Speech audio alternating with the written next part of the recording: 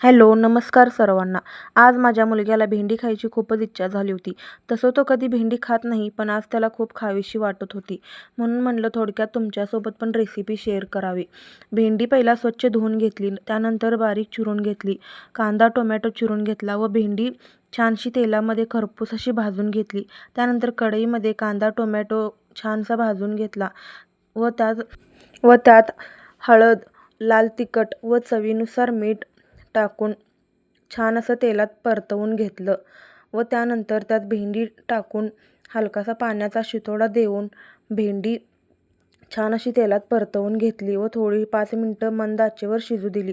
त्यानंतर माझ्या मुलग्याला भेंडी खूपच आवडली. तो म्हणतोय की मम्मा भेंडी छान झाली, यम्मी झाली आहे.